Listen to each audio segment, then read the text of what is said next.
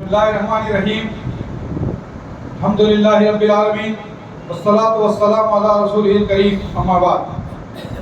محترم سامعین کرام، الحمدللہ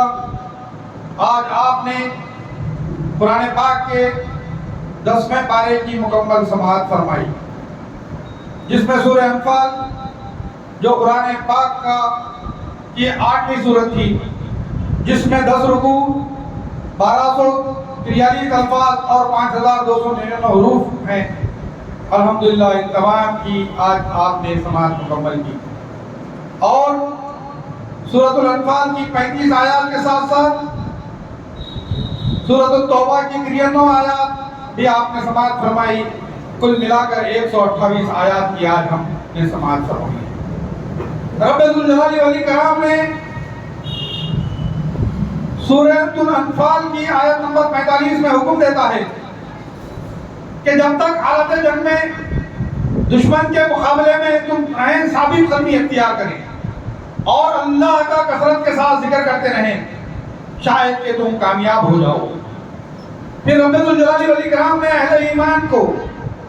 اللہ اور اس کے رسول کی اطاعت کا حکم دیا ہے، اور باہمی اختلاف و انتشار سے منع کیا ہے۔ باہمی اختلاف کے نقصان سے آگاہ کیا ہے کہ تم متزلزل ہو جاؤ گے، تمہاری ہوا بڑھ جائے گی، صبر کرو، اللہ صبر کرنے والوں کے ساتھ ہے۔ پھر غرور و تکبر سے اللہ نے منع فرمایا ہے۔ پھر شیطان کا مگر بتایا ہے کہ جب جنگ بدر میں دونوں فریق برسر پیکار ہوئے تو شیطان نے ملائکہ کے لشکر کو دیکھا، لشکر کو نازل ہوتا ہوا دیکھ کر کہنے لگا، بھاگو یہاں سے، میں جو دیکھ رہا ہوں تم دیکھ نہیں سکتے، اور وہ بھاگ نکلا۔ پھر رب ذوالجلال والاکرام نے منافقین اور اہل کتاب کی طعنہ زنی کو بیان کیا ہے، جنہوں نے بدر کے موقع پر کہا تھا انہیں دین نے دھوکے میں ڈال دیا ہے۔ پھر آیت نمبر 50 میں ظالموں کی موت کا منظر بیان کیا گیا ہے۔ جب اللہ کے فرشتے کافروں کو موت دیتے ہیں تو ان کے چہروں اور پیٹھ پر مارتے ہوئے روح قبض کرتے ہیں اور انہیں جہنم کا عذاب چکھایا جاتا ہے، یعنی ان کے ساتھ انتہائی بے رحمانہ سلوک کیا جاتا ہے۔ ان کے غرور، ان کے تکبر اور کفر کی وجہ سے یہ منظر قرآن مجید کے مختلف مقامات پر بھی بیان کیا گیا ہے۔ پھر آیت نمبر 53 میں خبر دی گئی ہے کہ اللہ تعالیٰ جب کسی قوم پر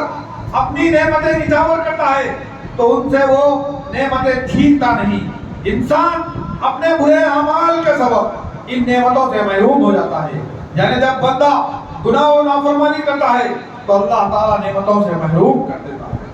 پھر خبر دی گئی ہے کہ اللہ تعالیٰ جب کسی قوم پر اپنی نعمتیں نچھاور کرتا ہے تو ان سے وہ نعمتیں چھینتا نہیں۔ انسان اپنے برے اعمال کے سبب ان نعمتوں سے محروم ہو جاتا ہے، یعنی جب بندہ گناہ و نافرمانی کرتا ہے تو اللہ تعالیٰ نعمتوں سے محروم کر دیتا ہے۔ پھر خبر دی گئی ہے کہ روئے زمین میں سب سے بدترین قسم کے جانور کافر ہیں جو ایمان نہیں لاتے، یعنی کافروں کو یہاں اس سے تشبیہ دی گئی ہے۔ پھر اہل ایمان کو حکم دیا گیا ہے کہ وہ ہمیشہ اپنے آپ کو تیار رکھیں، اپنی قوت کو یکجا رکھیں، تاکہ تمہاری تیاری سے ہمیشہ اللہ کا اور تمہارا دشمن مرعوب رہے۔ پھر رسول اکرم صلی اللہ علیہ وسلم کو تسلی دی جا رہی ہے کہ اگر یہ لوگ آپ کو دھوکہ دیں تو کوئی بات نہیں، آپ کے لیے تو اللہ کافی ہے، جس نے ایمان والوں کے ذریعے سے آپ کی مدد فرمائی اور ان کے دلوں میں آپ کی محبت جاگزی کر دیا۔ اگر آپ روئے زمین کے سارے خزانے بھی خرچ کر دیں تب بھی ایسی محبت حاصل نہیں کر پاتے جو محبت اللہ تعالیٰ نے اہل ایمان کے دلوں میں آپ کی ڈال دی ہے، اور نبی صلی اللہ علیہ وسلم آپ کے لیے اور اہل ایمان کے لیے اللہ ہی کافی ہے۔ پھر بتایا گیا ہے کہ اگر مومن 20 ہو تو 200 پر غالب رہیں گے، اگر وہ 100 ہو تو 1000 پر غالب رہیں گے، اگر 100 کمزور مومن ہو تو 200 پر غالب رہیں گے، اگر وہ 1000 ہو تو 2000 پر غالب رہیں گے۔ یہ سب اللہ کے حکم سے ہوگا، شرط یہ ہے کہ صبر کرنے والے ہوں، اور صبر کرنے والوں کو اللہ پسند کرتا ہے۔ پھر 74ویں آیت میں حقیقی مومن کی خبر دی گئی ہے جو ایمان لے آئے، ہجرت کیے اور جہاد کرتے رہے اور نصرت و مدد کرتے رہے، وہی حقیقی مومن ہیں۔ الحمدللہ یہاں سورۃ الانفال مکمل ہوئی، پھر آپ نے سورۃ التوبہ کی سماعت فرمائی۔ سورۃ التوبہ قرآن پاک کی 9ویں سورت ہے، اس میں 129 آیات ہیں اور 2506 الفاظ ہیں اور 10,873 حروف ہیں اور اس میں 16 رکوع ہے۔ یہاں سے جو سورہ توبہ شروع ہوتی ہے اس میں اس کے کل 14 نام ذکر کیے گئے ہیں، جس میں سے التوبہ اور برات مشہور ہے۔ اس سورت کے اکثر و بیشتر مضامین کا تعلق مشرکین سے اعلان برات سے ہے اور اس سورت میں 8 سے زیادہ مرتبہ توبہ کا ذکر کیا گیا ہے۔ اس سورت کے آغاز میں بسم اللہ الرحمن الرحیم نہیں لکھی جاتی، اس کے بہت سے اسباب ہیں۔ سورۃ التوبہ، سورۃ الانفال، ان دونوں کے مضامین میں بڑی یکسانیت ہے اور سورۃ الانفال کا ترجمہ سورۃ التوبہ ہے۔ ابن عباس بیان فرماتے ہیں کہ میں نے علی ابن ابی طالب رضی اللہ تعالیٰ عنہ سے پوچھا سورۃ البراء کے شروع میں بسم اللہ کیوں نہیں لکھی جاتی؟ تو انہوں نے کہا بسم اللہ میں اللہ کی طرف سے امان ہے اور یہ سورت مشرکین اور کافرین کے خلاف اعلان جنگ ہے۔ پھر مشرکین سے اللہ اور رسول کی برات کا اعلان کیا گیا، اگر وہ ایمان لائیں تو ٹھیک ہے ورنہ ان کے لیے رسوا العذاب ہے۔ پھر اہل ایمان کو حکم دیا گیا ہے اگر کوئی مشرک اللہ آپ صلی اللہ علیہ وسلم کی پناہ میں آئے تو اسے پناہ دو اور اللہ کا کلام سناؤ، دعوت و تبلیغ کرو، اسلام کی خوبی و حقانیت بیان کرو اور جن حالات درست ہوں، جب حالات درست ہوں تو اس کو اپنے مقام تک پہنچا دو۔ یہاں ایک اور طرف بات ہے کہ اللہ نبی اکرم صلی اللہ علیہ وسلم کو اور ہم تمام کو اس بات کی حکم دے رہا ہے کہ اگر کوئی مشرک ہم سے پناہ مانگے پریشانی میں، جنگ میں یا کوئی مصیبت کی حالات میں، تو ہمیں چاہیے کہ ہم اس کو پناہ دیں، اس کی مکمل جو ہے حفاظت کریں اور اس کو اس کے مقام تک پہنچائیں۔ پھر مشرکین کی غداریوں کا اللہ تذکرہ فرماتا ہے کہ انہوں نے مسجد حرام سے نبی اکرم صلی اللہ علیہ وسلم کو روکا، اللہ کے راستے سے لوگوں کو روکا، تمہارے دین میں تانا زنی کی، اب ان سے کوئی عہد و پیمان نہیں ہو سکتا۔ ہاں اگر وہ ایمان لے آئیں، توبہ کریں، نمازوں کو قائم کریں اور زکوٰۃ ادا کریں تو تمہارے دینی بھائی بن جائیں گے، اب تمام ہمدردیوں کے وہ مستحق کریں گے۔ پھر واضح کر دیا گیا ہے کہ اللہ کی مسجدوں کو آباد کرنے کا حق کفار کو حاصل نہیں ہے۔ پھر بتایا گیا کہ مسجد کو آباد کرنے کا حق صرف ان لوگوں کو حاصل ہے جو اللہ پر، یوم آخرت پر کامل ایمان رکھتے ہیں، نمازوں کی پابندی کرتے ہیں، اپنے مالوں کی زکوٰۃ نکالتے ہیں، سوائے اللہ کے کسی سے نہیں ڈرتے، یہی لوگ ہدایت یافتہ ہیں۔ پھر خبر دی جا رہی ہے کہ جو لوگ ایمان لائے اور ہجرت کیے، اپنی جان و مال کے ذریعے جہاد کیے، اللہ کے پاس ان کے بڑے درجات ہیں، وہی کامیاب ہوں گے۔ انہی کے لیے بشارتیں ہیں اور نعمتیں والی جنتیں بھی اللہ نے انہی کے لیے بنائی ہے۔ پہلے ایمان کو حکم دیا گیا ہے کہ وہ اپنے کافر آبا و اجداد اور بھائیوں کو ہمراز نہ بنائیں کیونکہ انہوں نے ایمان کے بالمقابل کفر سے محبت کی۔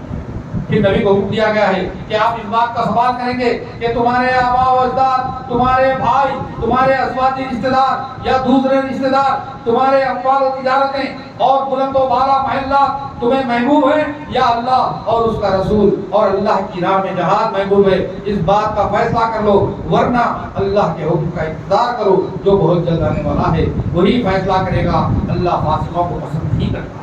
پھر ایک عظیم تاریخ کا ادا کیا جا رہا ہے کہ اللہ تعالیٰ نے بہت سے موقعوں پر تمہاری مدد فرمائی، خصوصاً حنین کے وقت جب زمین تمہارے لیے تنگ کر دی گئی تھی، تعداد میں کم تھے، تو اللہ نے رسول اور مومنین کے دلوں میں سکینت نازل کی اور آسمان سے فرشتوں کے لشکر بھیجے اور کافروں کو رسوا کر دیا۔ پھر کفار کا مقصد بتایا جا رہا ہے کہ وہ چاہتے ہیں کہ نبی کے اپنی سازشوں کے ذریعے اپنی کے ذریعے اللہ کے نور یعنی دین اسلام کو ختم کر دے، اور اللہ تعالیٰ بضد ہے کہ کفار کی ناپسندگی کے باوجود اپنا نور مکمل کرے اور دین اسلام غالب آ جائے۔ اسی لیے اللہ تعالیٰ نے رسول اکرم صلی اللہ علیہ وسلم کو دین حق دے کر بھیجا ہے تاکہ یہ سارے ادیان پر غالب آ جائے، چاہے کافر کتنا ہی اس کو ناپسند کرے۔ پھر رب ذوالجلال والاکرام نے اہل ایمان کو خطاب کیا ہے کہ بہت سے مذہبی پیشوا عوام الناس کا مال غلط اور باطل طریقے سے کھاتے ہیں اور لوگوں کو اللہ کے راستے سے روکتے ہیں۔ جو لوگ سونے اور چاندی کے خزانے جمع کرتے ہیں اور اسے اللہ کی راہ میں خرچ نہیں کرتے، انہیں رسوا کن عذاب کی خبر سنا دو، جس دن ان کا مال آگ میں تپایا جائے گا اور ان کے ماتھے اور پیٹھ اور بازوؤں کو داغا جائے گا، اور ان سے کہا جائے گا یہی وہ مال و خزانے ہیں جنہیں تم دنیا میں جمع کر کر رکھا کرتے تھے۔ تاریخ کا سبق یہاں دلایا گیا ہے کہ جب سے زمین اور آسمان پیدا کیے ہیں تب سے مہینوں کی گنتی 12 کی ہے، اس میں سے 4 حرمت والے ہیں، یہی مضبوط ہے، 4 مہینوں میں جنگل جہاد نہ کریں۔ پھر اہل ایمان سے خطاب کر کے کہا گیا ہے اور انہیں جہاد کی سبیل اللہ میں نکلنے کی ترغیب دی گئی ہے اور نکلنے کی اور نہ نکلنے کی تعظیم بیان کی گئی ہے۔ ان آیتوں کو سن کر صحابہ کرام لرز گئے تھے۔ منافقین اور فاسقین کے انفاق کا تذکرہ کیا گیا ہے کہ اللہ ان کے انفاق کو قبول نہیں کرے گا۔ زکات و صدقات کی تقسیم کے 8 مستحقین کا بھی اللہ نے ذکر کیا ہے، جو سب کو معلوم ہے کہ انما الصدقات للفقراء والمساکین والعاملین علیہا والمؤلفۃ قلوبهم وفی الرقاب فی سبیل اللہ ابن السبیل، یہ 8 زکات کی ادے ہیں۔ پھر اس کے بعد منافقین کا تذکرہ کیا گیا ہے کہ جو رسول اللہ صلی اللہ علیہ وسلم کو ہدایت رسانی دیا کرتے تھے، پھر بتایا گیا ہے کہ مومن کے دوست و ہمراز و ہمنوا ہیں۔ پھر منافقین کی برائی بیان کی گئی ہے، اگر آپ ایسوں کے لیے 70 مرتبہ بھی